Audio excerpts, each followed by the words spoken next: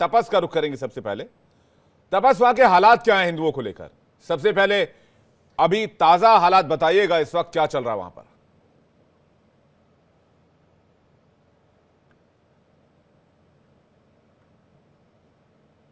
पहले तो समा speaking Hindi, please allow me hmm.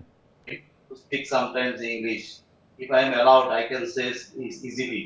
I am allowed बताइए to speak बताइए in सर, आप इंग्लिश English. में बोल लीजिए, मैं उसको ट्रांसलेट करूंगा दर्शकों के लिए। बताइए। Yeah, this is after the whenever the interim government has taken the power, we have come to know, yes, that the Yunus is a moderate Muslim. This government is a moderate Muslim. Say Professor Yunus is a moderate Muslim. So after taking his power, we have seen that all the anti-Bangladesh have around the power, around the power. Though there was not so uh, attack on Hindu after during these 3 months. 3 months there was not so attack.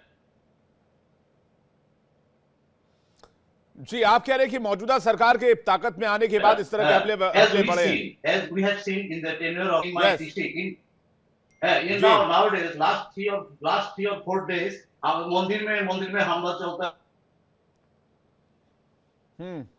मंदिरों पर हमले बढ़े हैं। चूंकि आपकी आवाज ठीक से नहीं आ पा रही, मैं सिद्धार्थ यादव जी के पास जा रहा हूं। सिद्धार्थ यादव जी, सवाल कांग्रेस पार्टी की तरफ से उठाए गए, सवाल पीडीपी की तरफ से उठाए गए कि भारत उतनी कोशिश नहीं कर रहा है जितनी कोशिश भारत को करनी चाहिए वहां पर अल्पसंख्यकों पर हो रहे अत्याचार को रोकने को लेकर।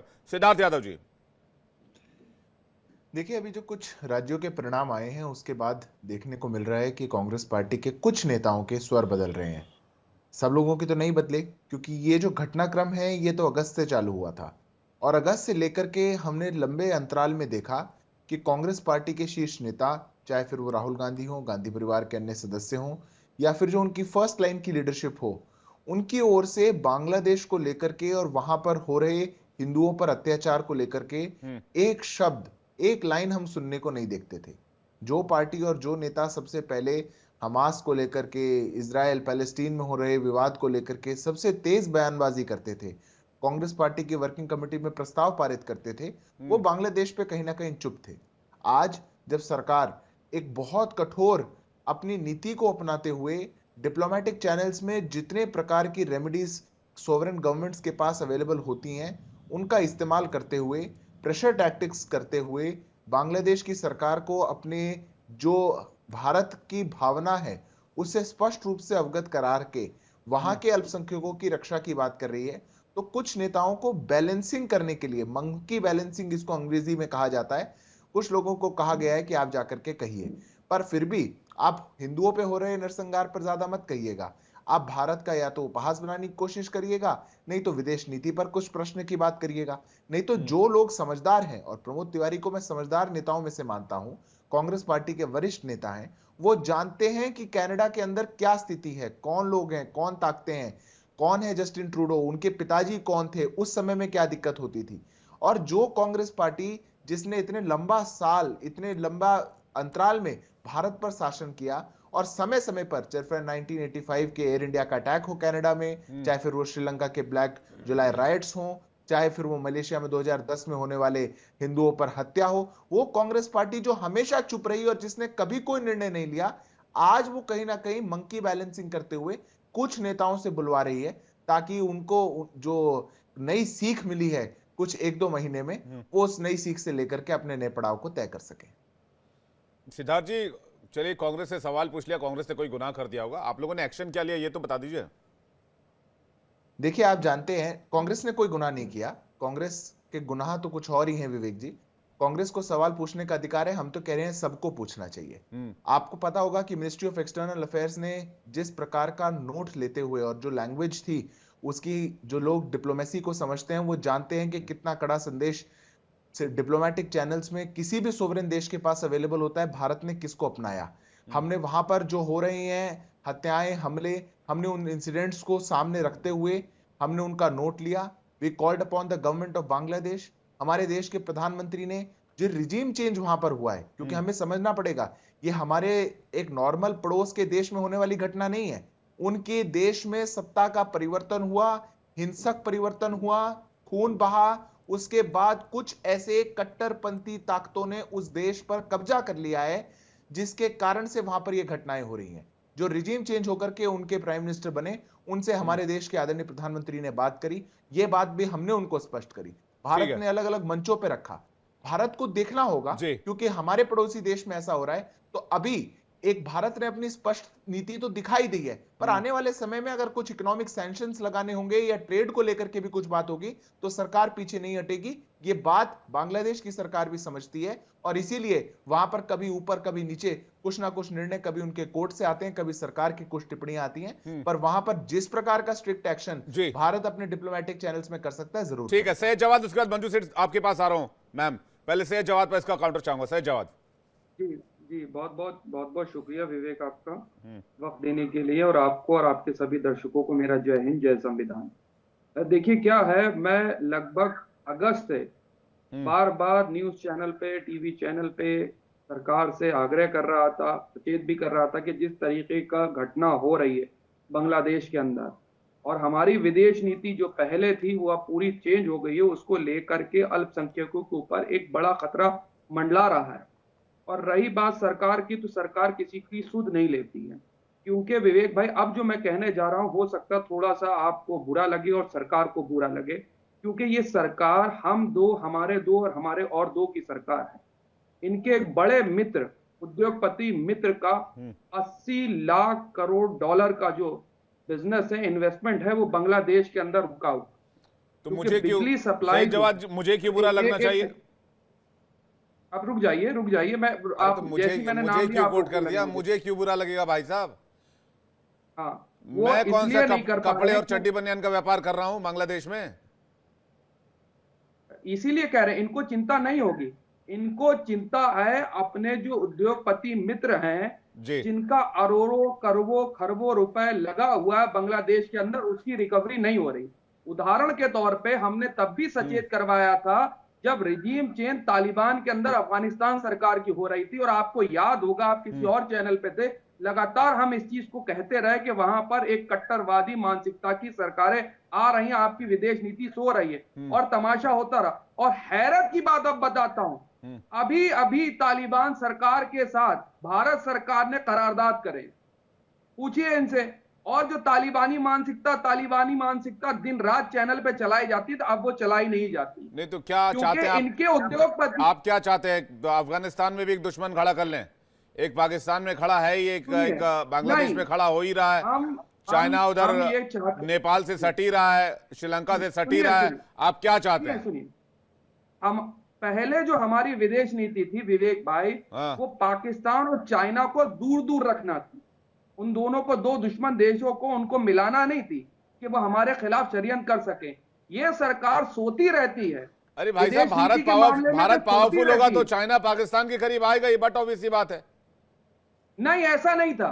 भारत पहले भारत पावरफुल, पहले भारत इतना पावरफुल नहीं रहा होगा शायद। था नहीं था। अरे भाई, उसी पाकिस्तान के तो 2 टुकड़े कर दिए थे, इतनी पावरफुल, और सबसे बड़ी पूरी सेना ने आकर के सरेंडर कर दिया था, आधी सेना आके। ये थी ताकत। और आप समझ लीजिए, वो बेड़ा आ रहा था, वो वहां से बेड़ा आ रहा था, और उसको जो है इंदिरा गांधी जी ने अपनी ताकत, हिम्मत और कुव्वत से मुंहतोड़ जवाब दे दिया था पाकिस्तान को। सवाल इस बात का आप कह रहे हैं, अपने उद्योग आप कह रहे हैं, बचाने के चक्कर में आप ये कह रहे हैं, सैयद जवाद आप ये कह रहे हैं अगस्त से मामला उठा रहे हैं। अभी सीए का नाम ले लूंगा तो आप लोग उछलने लग जाएंगे कि भाई सीए का नाम कैसे ले लिया। अगस्त से मामला उठा रहे तो एक आध बार पार्लियामेंट में बोल दिए होते। ठीक, बांग्लादेश के हिंदुओं की चिंता हम सभी को करना चाहिए, लेकिन सरकार इसलिए नहीं कर रही है, उनके बड़े उद्योगपति मित्र का पैसा फंसा हुआ है वहां पर। ठीक है, आप कह रहे हैं कि भाई पैसे फंसे हुए हैं वहां पर, इसलिए वहां पर एक्शन नहीं लिया जा रहा है। तो आपको क्या लगता है बांग्लादेश में चढ़ाई कर दें? भाई डिप्लोमेटिक एक्शन ही लिया जाएगा ना, कोई हमला करके थोड़ी एक्शन लिया जाएगा। बिजली सप्लाई रोक दे, वहां के हिंदुओं की चिंता नहीं है। तो बिजली सप्लाई कम नहीं हुई है क्या?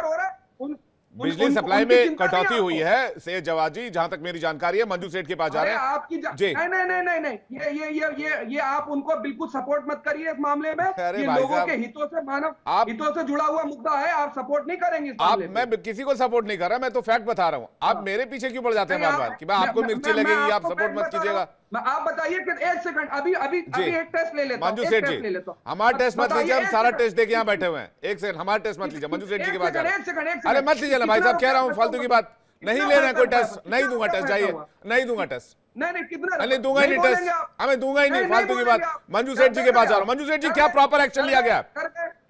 क्या डर गए? ये डर गए वाला खेल मेरे साथ मत खेलिए। हिंदुओं की इतनी चिंता होती तो पार्लियामेंट में इस मुद्दे को उठाया गया होता, पार्लियामेंट में इस मुद्दे को उठाया गया होता। अगस्त से मामला चल रहा है, डरा कौन है आपको पता है। मैं भी जबान खोलूंगा तो तकलीफ आपको हो जाएगी। मैं जा रहा हूं मंजू सेठ जी के पास। डरा हुआ कौन है, किसके नैरेटिव किसके साथ जा रहे हैं जी? ठीक है, मैं इस वक्त पंजाब का रुख कर रहा हूं, वहां से एक बड़ी खबर आ रही है, वो दर्शकों को बताएं, लेकिन मंजू सेठ का रुख कर रहे हैं पहले। मंजू सेठ जी, क्या प्रॉपर डिप्लोमेटिक चैनल से एक्शन लिए गए हैं अभी तक? कितना प्रेशर इंडिया की तरफ से बिल्ड किया गया है? सौरभ जी, इसके बाद आ रहा हूं। बिल्कुल, जो डिप्लोमेटिक उसके विदिन है, उसके स्कोप के विदिन है, पूरा एक्शन लिया गया है। इससे ज्यादा बिल्कुल जाके वहां लड़ाई थोड़ी ना कर सकते, अटैक थोड़ी ना कर सकते। फिलहाल सिचुएशन क्या है मंजू जी? इस वक्त सिचुएशन तो बिगड़ती चली जा रही है, जो हम देख रहे हैं बांग्लादेश में, और ये मुझे लगता है अभी जल्दी सुधरने वाली नहीं है, क्योंकि वहाँ की जो एलिमेंट्स हैं इस वक्त सरकार में भी, और जो मेन इन्फ्लुएंस है वहाँ पे इंटरिम सरकार में, और इन्होंने जो इतना जो उनकी जो एक इस्लामिस्ट पार्टी जो थी, जो थोड़ी कट्टरपंथी पार्टी या ऑर्गेनाइजेशन है जो जमात इस्लामी की, उसको उन्होंने बिल्कुल अपर हैंड अलाउ कर दिया, और हम देख रहे हैं कि क्या हो रहा है। और ये बिल्कुल और हमने आज एक रिपोर्ट ये भी पढ़ी कि जो एक जर्नलिस्ट थे वहाँ पे, उनको भी बोला कि यू इंडिया क्यों, आप इंडिया जाओ, आप आप इंडिया को सपोर्ट कर रहे हो, आप बांग्लादेश को इंडिया में मिलाना चाहते हो, एक्सेट्रा, और उनको भी अटैक करने की कोशिश की। तो इस किस्म की चीज़ें वहाँ पे, और इनको जो प्रीस्ट है उसको अरेस्ट किया है, ये भी बिल्कुल एक, और उनके साथियों को भी। और मंजू जी, इसमें दो चीजें हैं, मैं आपसे बड़ा एक इसी लाइन पे थोड़ा सा और आगे जाके एक सवाल पूछना चाहता हूं।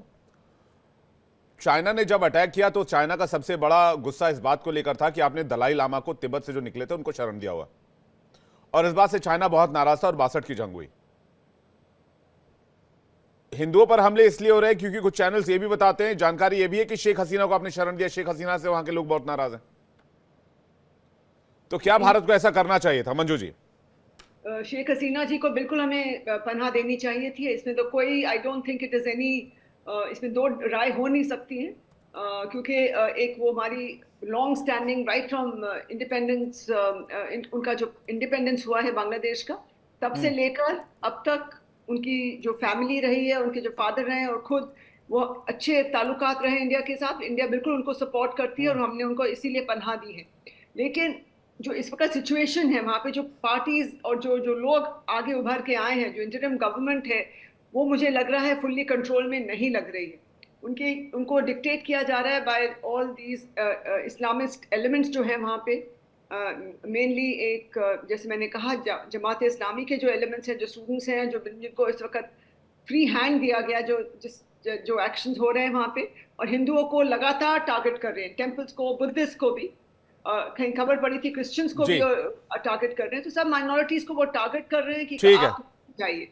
तो ये बिल्कुल एक अनएक्सेप्टेबल सिचुएशन वहां बनती चली नहीं, तो कह रहे हैं इंडियन गवर्नमेंट एक्शन नहीं ले रही है। पार्डन? कह रहे हैं, विपक्ष कह रहा है इंडियन गवर्नमेंट प्रॉपर एक्शन नहीं ले रही है।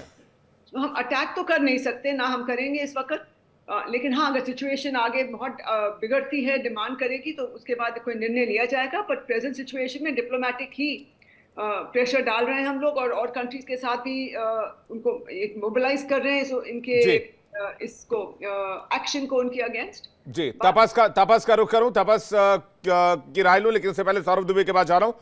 सौरभ दुबे जी, अटैक तो कर नहीं सकते, सैयद जवाद कह रहे एक्शन लिया नहीं जा रहा, शेख हसीना को यहां शरण दी, उससे भी कह रहे हैं वहां बहुत लोग नाराज हैं इंडिया के टुवर्ड्स कि भाई आपने उनको क्यों रखा वहां पर।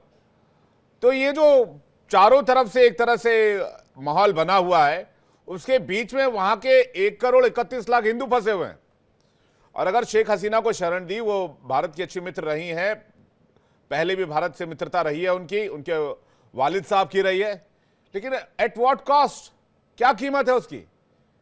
करोड़ों हिंदुओं की जान। देखिए विवेक भाई, यहाँ पर जब हम बात करते हैं विदेश नीति की तो बहुत गंभीरता के साथ बात करनी पड़ती है।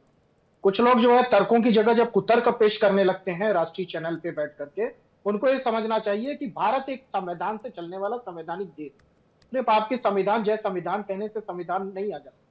यहाँ पर जब हिंदुस्तान कोई कार्रवाई करेगा तो ठोस कार्रवाई करता है। बांग्लादेश, ये कुछ लोग ऐसा चाहते हैं ना कि जैसे वो इनको लगता है कि बांग्लादेश के ऊपर हमला करके बांग्लादेश के ऊपर कब्जा कर लीजिए, ऐसा नहीं होता। विदेश नीति के अंदर जो भी पूरे आपके चूंकि आपका पड़ोसी देश है, पड़ोसी देश होने के नाते जो है, जो संवैधानिक तरीके से हमें उनसे जो है उनके सामने अपनी बात को रखना है, और साथ ही साथ जो लगातार मंदिरों पे हमले हो रहे हैं, जो लगातार इस्कॉन टेम्पल को लेकर के बात आई, इस्कॉन के जो लोग हैं, जो उनका बैंक अकाउंट फ्रीज किया गया है, उसकी जो बातें आ रही हैं, उस पर निश्चित रूप से जो विदेश मंत्री हैं वो लगातार जो प्रधानमंत्री जी के संपर्क में है। और अब ये चैनल पे बताने वाली बात तो नहीं है, लेकिन कम से कम हम रिसर्च करेंगे तो पता चल जाएगा कि प्रधानमंत्री जी के से जो है वो एक्सटर्नल अफेयर जो मिनिस्टर है, उनकी 2 बार इस चीज को लेकर के बातचीत हो चुकी है। कुछ ऐसी बड़ी बात, ठोस बात बहुत ही जल्द सामने आएगी जो हमारा जो ये दिखाएगा कि वास्तव में जो भारत है वो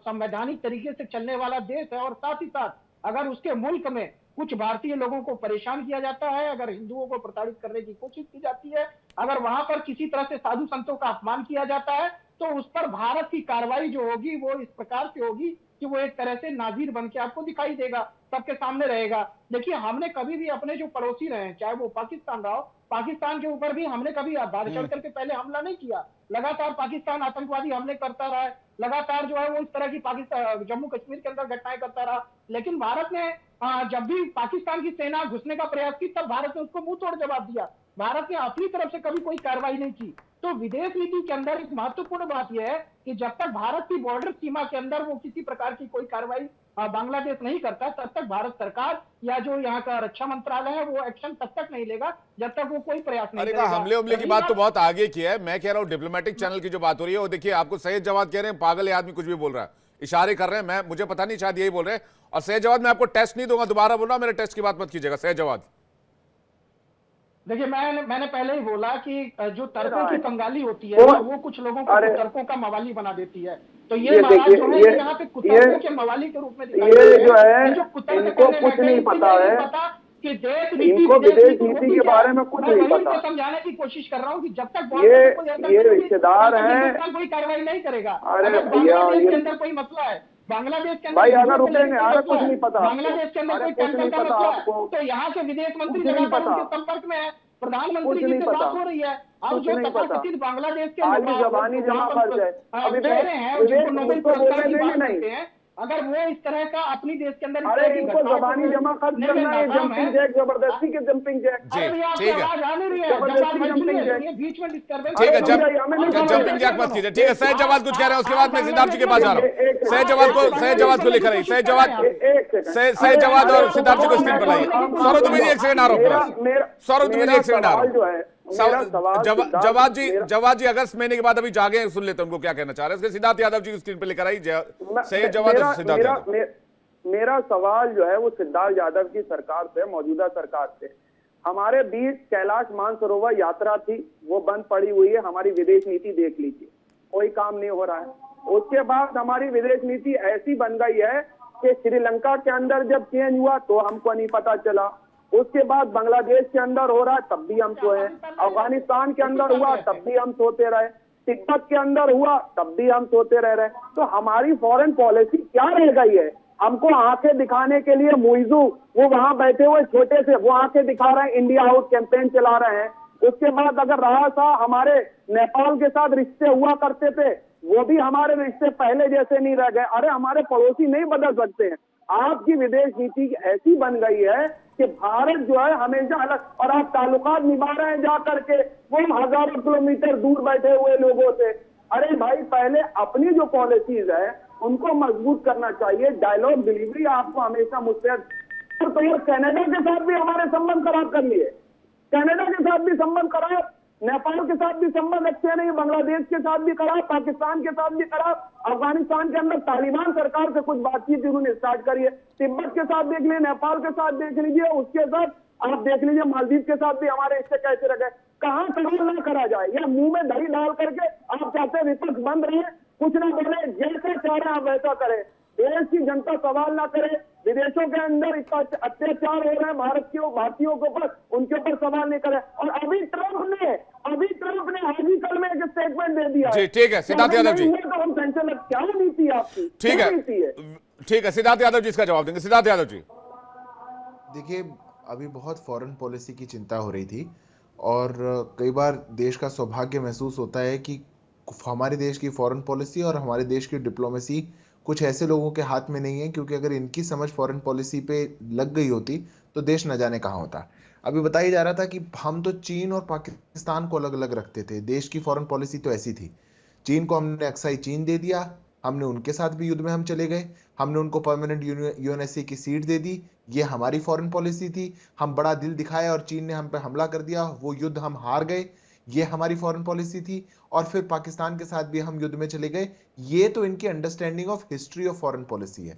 पर चलिए, मैं उस पर नहीं जाऊंगा। इनने पूछा श्रीलंका भी अब ऐसा हो रहा है, नेपाल भी अब ऐसा हो रहा है। श्रीलंका और रशिया ने रुपये में अपना ट्रेड सेटल किया है, $1 बिलियन का। उन्होंने कहा हम यूएस डॉलर में नहीं, हम भारतीय रुपये में करेंगे। वो सैयद जवाद को नहीं दिखेगा, क्योंकि ये लोग भारत की कोई चीज देखना नहीं चाहते, ये लोग भारत की डिप्लोमेसी को नहीं देखना चाहते। आज रशिया और यूक्रेन दो देशों ने ऑफिशियल स्टेटमेंट दिया कि हमें, मैं किसी के बीच में नहीं बोल रहा था सैयद जवाद, आप बहुत लंबा बोल रहे थे, आपको बोलना है तो सिर्फ आप बोल लीजिए, मैं नहीं बोलूंगा।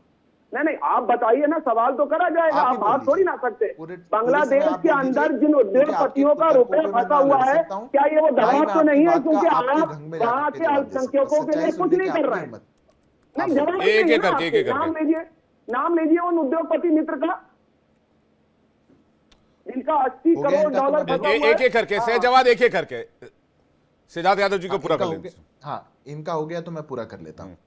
तो इसीलिए आज जब दुनिया के देश, कोई देश का राष्ट्रपति कहता है, आज ब्रिक्स को लेकर के क्या ताकत बनी है, कोई मतलब जहां पूरी दुनिया में हमारा डंका बज रहा हो फॉरेन पॉलिसी में, वहां पर कोई कुतर्की टीवी पे बैठ करके कह रहा है फॉरेन पॉलिसी का क्या हुआ। आज रशिया और यूक्रेन, दो लोग मिलकर के, दो देश ऑफिशियल स्टेटमेंट दे रहे हैं, हमें भारत पर विश्वास है कि भारत हमारे युद्ध में मध्यस्थता करवा सकता है। आज भारत के प्रधानमंत्री रूस के राष्ट्रपति से भी मिलते हैं और जेलेंस्की से भी जाकर के मिलते हैं। अमेरिका के राष्ट्रपति भी नहीं कर पा रहे। आज ऑस्ट्रेलिया के प्रधानमंत्री कह रहे हैं मोदी इज द बॉस। आज हमारे देश के प्रधानमंत्री को हाईएस्ट सिविलियन ऑर्डर सब दुनिया के सबसे ज्यादा देशों से मिला। तब यह प्रश्न पूछा जा रहा है। मैं कहता हूं यह प्रश्न और बांग्लादेश का प्रश्न अलग है, इसलिए मैं बांग्लादेश पर जवाब देता हूं। ये तो मैंने इनके मात्र कुतर्क का जवाब दिया और आपको कुछ उदाहरण दिए कि वास्तविकता क्या है। बांग्लादेश के अंदर अभी जिस प्रकार से सैयद जवाद जी एंड गैंग है, ये गैंग है। अभी अगस्त से जिस प्रकार की घटना होने लगी, पहले तो ये बोला गया हो ही नहीं रहा है, बांग्लादेश में कोई अत्याचार नहीं हो रहा है, हिंदुओं पर क्या हो रहा है, ये तो झूठी कहानियां हैं। फिर कई महीने बीते, हो सकता है कुछ चुनावों के परिणामों ने सिखाया होगा, फिर ये लोग जाकर के आए, अब ये कह रहे हैं अरे फॉरेन पॉलिसी बताओ, हमने तो बांग्लादेश को अलग कर दिया था। अरे पाकिस्तान और शुरुआत से हमारे इंडिपेंडेंस से लेकर के युद्ध करके देश को अलग करना, उसके क्या मायने थे, क्या वो समय था, और आज एक सोवरेन देश पर जाकर के हमले करने में अगर आप फर्क नहीं समझते हैं तो मैं आपको नहीं समझा सकता, कोई नहीं समझा सकता आपको। आज सोवरेन देश होने के नाते हमारी भी कुछ लिमिटेशंस हैं और उनके पास भी कुछ, उनके भी अधिकार होंगे वैश्विक संघ पे कि वहां पर जाकर के भारत को भी फूक फूक कर कदम रखना है। पर मैं फिर भी कहता हूं, जिस प्रकार का कड़ा रवैया भारत की सरकार ने, और ये अभी कह रहे थे मेरी तो सिद्धार्थ यादव की सरकार से प्रश्न है, ये देश की सरकार है, भारत की सरकार ने जिस प्रकार का कड़ा रवैया वहां पर अपनाया है, जिस प्रकार की मैसेजिंग हमने करी है, जबानी जमा खर्च से काम नहीं चलेगा, वहां पर कट्टरपंथी जबानी जमा खर्च से कोई काम नहीं चलेगा। और हाईएस्ट सिविलियन अवार्ड का बताता हूं मैं, भारत जैसे मैं बताता हूं, अभी बताता हूं विवेक भाई, अभी इनकी कलाई खोलता हूं, रुकिए। ठीक है, ठीक है, मैं तपस कुमार साहब हमारे साथ जुड़े हैं। सैयद जवाद 10 सेकंड जल्दी से आपकी बात, फिर मैं तपस कुमार साहब के पास जा रहा हूँ। ये हाईएस्ट सिविलियन अवार्ड मैं आपको बताऊं विवेक भाई, जब व्यापार होता, बड़े इंटरनेशनल लेवल पे ट्रेड होता, जैसे बीफ एक्सपोर्ट में भारत जो है लगातार बीफ एक्सपोर्ट कर रहा है। आप देखिए लगातार, उसको कोई गौ हत्या भारत के अंदर, उस पर कोई जवाब नहीं। और जो विदेश के अंदर बीफ खाने वाले लोग हैं उनको लगातार अरे भाई साहब, सैयद जवाद देखिए, आज की तारीख में जो डिबेट मैंने बुलाया है वो बांग्लादेशी हिंदुओं पर है। आप कहाँ नेपाल और पता नहीं कहाँ इनको आपने डिस्टर्बेंस के लिए बुलाया तो है, इनको तर्क के लिए नहीं बुलाया, कुछ के लिए बुलाया। आज बांग्लादेशी हिंदुओं, आज बांग्लादेश में हिंदुओं की बात होनी चाहिए, बांग्लादेश में हिंदुओं की बात होनी चाहिए आज की तारीख में। आप बहुत सारे मुद्दों की बात करेंगे तो उसमें बहुत सारे मुद्दे आएंगे। अगर कोई सार्थक चर्चा होगी तो मुझे लगता है वहां पर 1,31,00,000 हिंदुओं की थोड़ी मदद हो पाए, थोड़ा उनको कुछ आइडिया मिल पाए कि भाई भारत सोच क्या रहा है। चलिए प्रदर्शन करते हैं, विदेश मंत्रालय के आगे चलकर प्रदर्शन करते हैं, प्रधानमंत्री आवास के सामने चलकर प्रदर्शन करते हैं कि हिंदुओं पर जुल्म नहीं होना चाहिए। चलिए सौरभ दुबे लगाए, चलिए प्रदर्शन करते हैं। तो सीए जब आया तब प्रदर्शन हो रहा था, सीए जब आया, बोलिए सीए का समर्थन कर। अच्छा सैयद जवाद, एक सवाल का जवाब दीजिए, तपस के बाद जा रहा हूं। एक सवाल, सीए का समर्थन करते हैं आज के हालात को देखते हुए? बोलिए। आप सीए जब लेकर के आए हैं तो उसमें लफ्ज आपने मुसलमान क्यों निकाल दिया?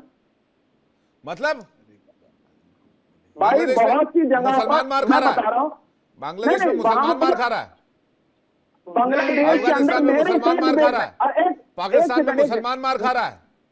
अरे अभी देखिए वहां पे शियाओं के साथ क्या हो रहा है, वहां पे शियाओं के साथ चारों तरफ इस्लामिक कंट्रीज हैं आपके। आपको तकलीफ क्या है भाई साहब? आप धर्म के आगे कुछ सोचते क्यों नहीं है सैयद जवाद? अब मैं सवाल पूछूंगा तो डिबेट दूसरी तरफ चलाएगा। तपस्या को लेकर आई स्क्रीन पर, मैं दूसरी तरफ नहीं जाना चाहता। मैं नहीं भाग रहा सैयद जवाद, और भाग कर बोलकर बार बार स्क्रीन टाइम लेने की कोशिश मत कीजिए। अब मैं आपका टैक्टिक समझता हूं, I know you are very smart, कि भाग गए, डर गए कि फिर सैयद जवाद को लेते आएंगे। तपस कुमार शाह को लेकर आइए, I know you very well. Tapas Kumar Shah, आप कुछ कहना चाह रहे हैं? तपस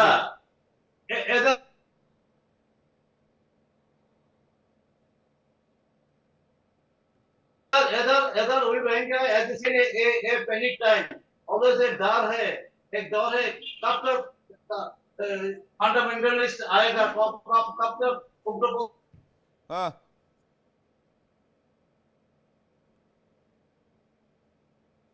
आएगा। मेरा बारी में are not in good situation. Who said is Bangladesh is going now in good position? Bangladesh में तबीयत बहुत खराब है भाई, बहुत खराब है। What India doing? I don't know. India क्या करता है?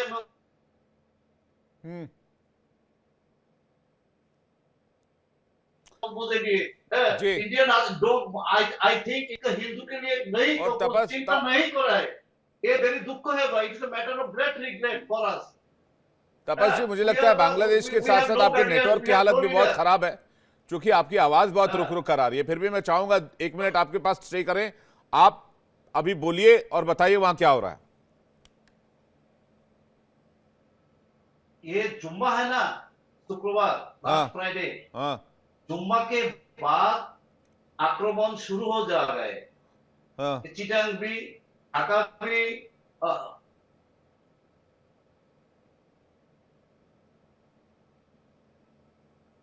अदर हिंदूज सब कुछ करता है।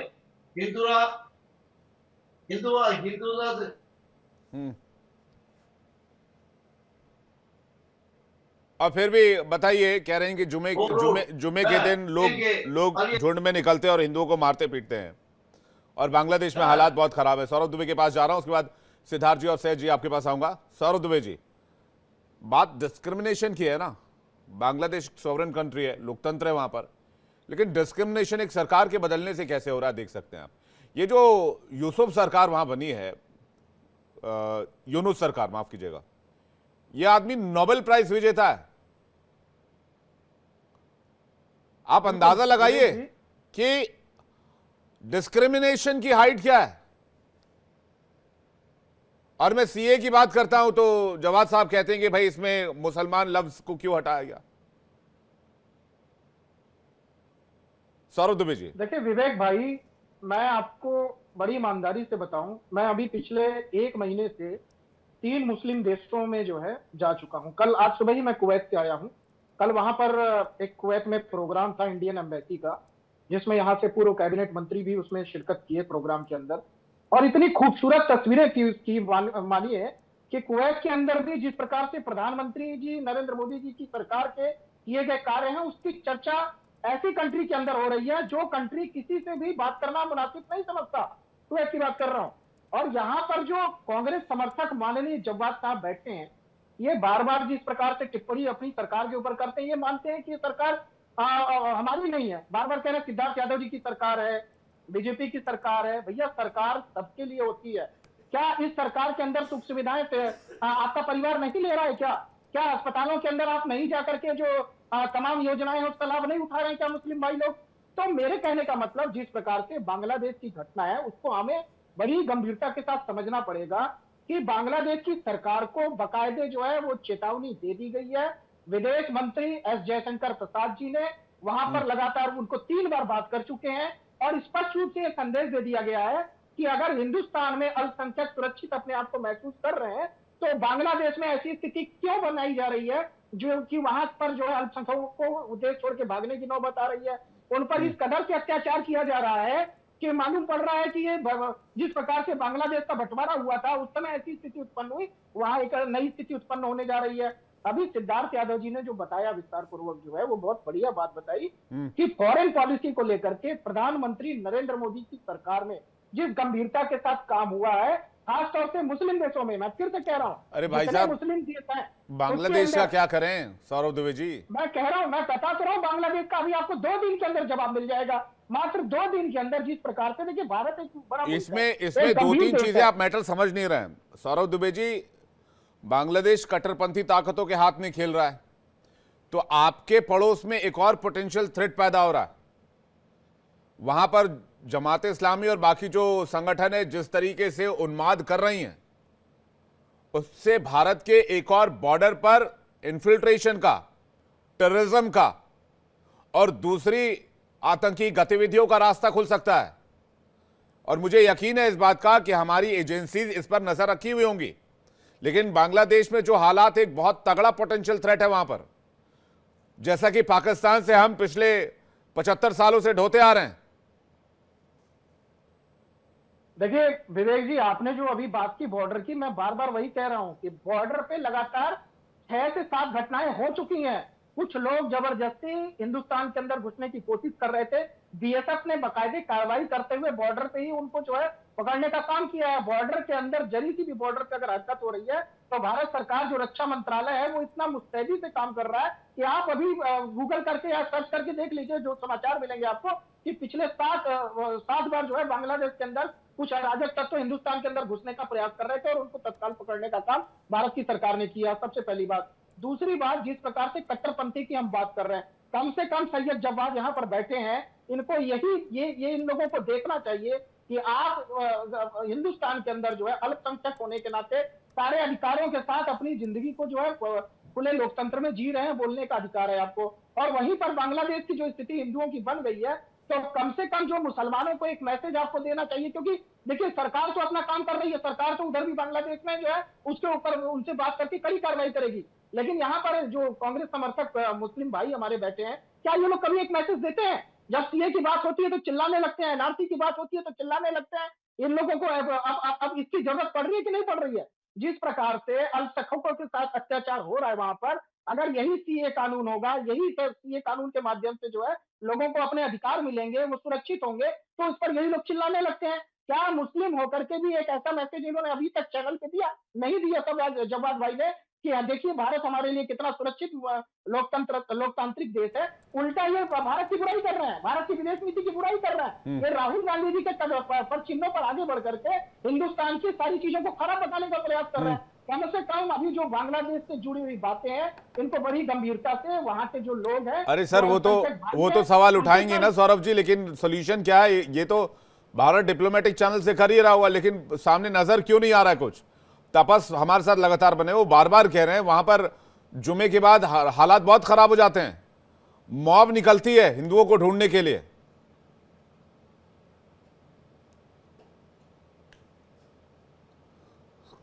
तो ऐसे में कैसे काम चल पाएगा?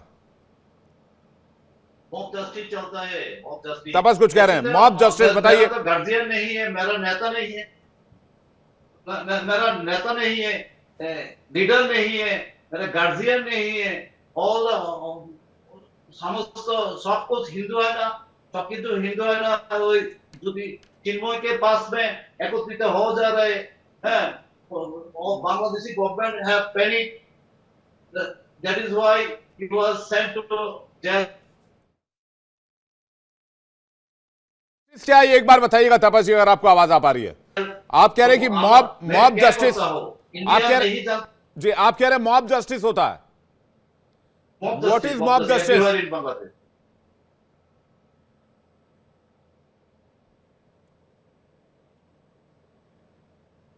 मॉब जस्टिस मीन्स जनता सेक्रेटरीट में आकर ढूंढता है, आक्रमण करता है, मारता है, सब कुछ जनता है। स्कॉलर भी पोजीशन है, हिंदू भी इन पोजीशन है, पोजीशन मिसिल में है, सब कुछ है। मॉब जस्टिस चलता है। Government in very bad position, police नहीं काज करता है। बांग्लादेशी तबीयत nowadays last 53 years से बहुत खराब है भाई। विवेक जी, आप आए बांग्लादेश में, देखेंगे आपके चौक में, आपका आंखी में देखा है क्या अवस्था है, क्या सिचुएशन है इधर।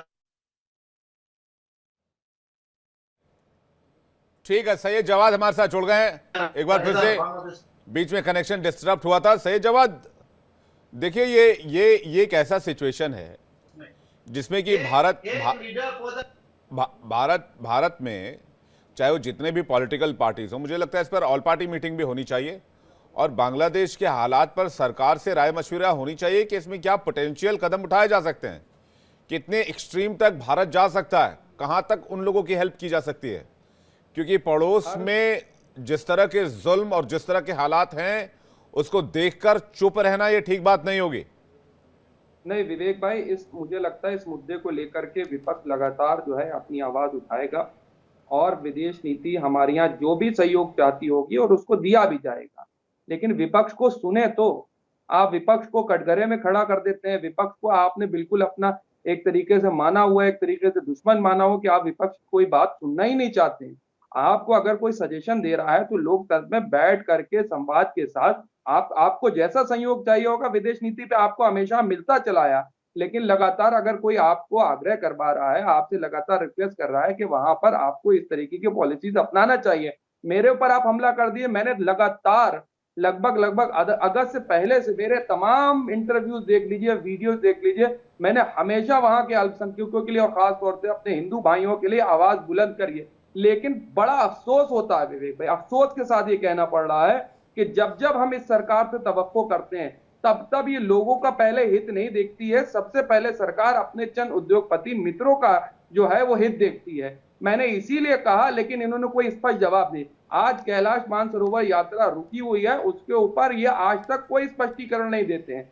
मैंने तमाम ऐसी नजीरें आपके सामने रख दी, लेकिन उस पर जवाब नहीं है। गोल मटोल जवाब करेंगे, सिर्फ जबानी जमा खर्च करने से काम नहीं होगा। हमको सबको मिल करके, आपको विपक्ष के साथ में तमाम पॉलिटिकल पार्टीज के साथ आपको चर्चा करके एक ठोस और एक मजबूत कदम उठाना होगा। होते रहेंगे आपके व्यापारिक मित्रों के हित होते रहेंगे, लेकिन मानवता का हित सबसे बड़ा है। आपको एक कठोर सख्त जवाब की उम्मीद हम करते हैं, तवक्को करते हैं। अगर वहां पे जुल्म और ज्यादती हो रही है तो सोचिए भारत के लिए कितना बड़ा थ्रेट है। एक वो पाकिस्तान है, ठीक है, उसके बाद ये दूसरा पाकिस्तान। आप जिस तरीके की आपने अभी बात करी, इसी चिंता को लेकर के हम बोल रहे हैं कि दोनों तरफ, तीन तरफ से भारत को जो है वो नुकसान पहुंचाने की कोशिशें करी जाएंगी, हालांकि ये कामयाब नहीं होंगी। हमारी सेना, हमारे जो बड़े बड़े ऑफिसर्स हैं वो हमेशा मुंहतोड़ जवाब, लेकिन हमेशा अरे चुपो, बीच में मत बोलो, समझ बैठो, लगातार बैठते बोलते रहते हैं। परेशान मत हो भाई, परेशान मत हो। हिंदुस्तान में हमारे ऊपर टारगेट करके हिंदुस्तान का मजा लो। अरे तुम्हारे मजे ले लेंगे अभी लोग, हिंदुस्तान के मजे लो, हिंदुस्तान में मजे ले लेंगे।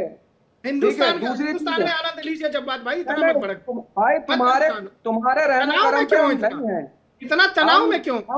मुझे अरे तनाव इतना इस चीज तनाव के में लिए क्यों? है, क्या हो गया? हाँ तनाव क्या हो इसलिए गया? है इतना क्योंकि तनाव में हमारी क्यों? सरकार एक कहीं कुछ मजबूत जो है प्लानिंग तो नहीं डिसीजन कर ले रहे नहीं पा आप? रही।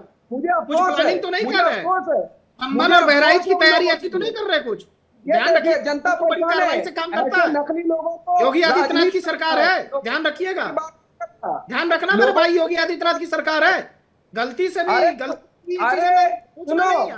सुनो सुनो, तनाव में मत धमकी रहो, देने तनाव से वाले ना पहले जाने कितने आए टेंशन चले से गए, हटिए, तनाव में मत रहिए, धमकी देने वाले ना जाने तनाव में आए मत और रहो भाई, कितने चाय चले गए। बात आराम से रिलैक्स अरे रहो।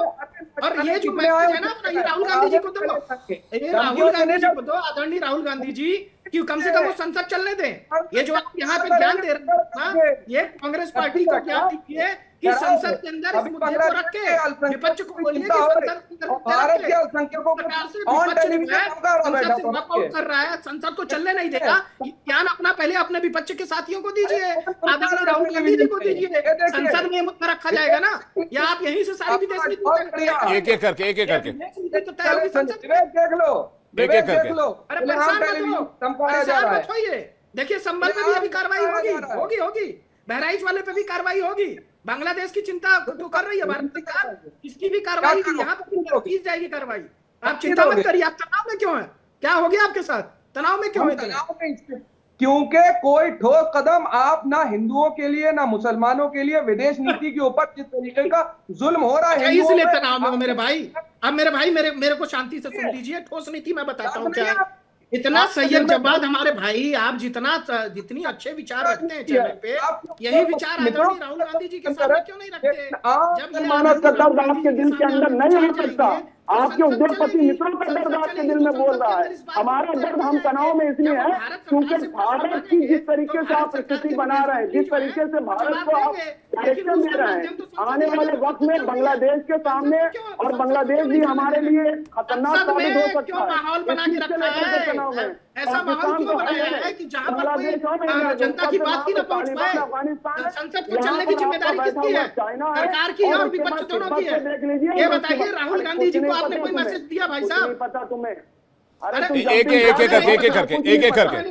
देखिए विवेक भाई, मुझे अरे कुछ नहीं पता इनको विवेक, और लगातार हमें मौका दीजिए इनको आराम से। कितना इनकी एक तो आवाज भी नहीं आ रही, ऊपर से तनाव एक एक करके, ठीक है, एक एक करके। सौरभ द्विवेदी उसका तपस जी के पास जा रहे हैं। सौरभ द्विवेदी जी, देखिए सैयद जवाद जी बढ़िया बात रखते हैं, उनकी मुद्दे वाली बात रखते हैं, लेकिन ये मुद्दा जो है कम से कम जो है राहुल गांधी जी को क्यों नहीं जाके बता देते हैं? यहाँ पर कांग्रेस इतने बड़े चिंतक हैं ये जो है, तो विपक्ष को ये मैसेज क्यों नहीं देते कि संसद के अंदर इस प्रश्न को भारत सरकार से पूछा जाए, तो वहां पर जयशंकर प्रसाद जी इनको उत्तर देंगे।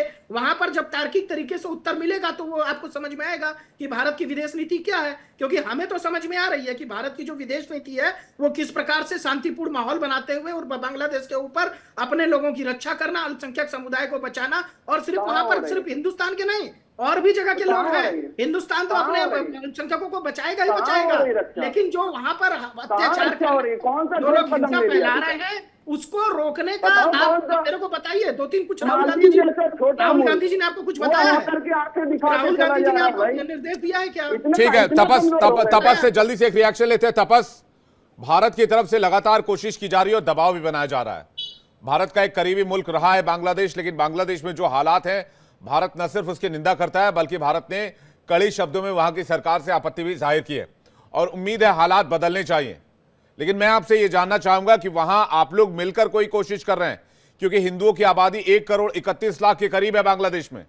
आप लोग अपनी तरफ से क्या कोशिश कर रहे हैं?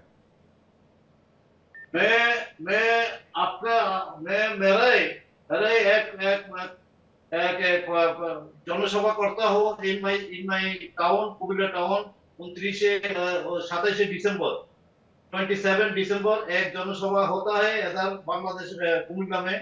Comilla is one of the district of Bangladesh.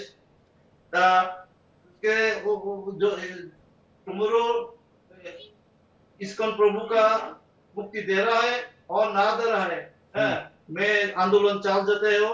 We will not depend on India. We are not depend on any country. We will fight for us. We will fight for. We may die, but we will fight. For Bangladesh. बिल्कुल, लेकिन मैं आपको यकीन दिलाना चाहता हूं तपस, भारत आपके साथ वहां पर जो भी जुल्म व ज्यादती हो रहा है उसके खिलाफ हर वक्त खड़ा है और भारत लगातार प्रेशर बनाता रहेगा।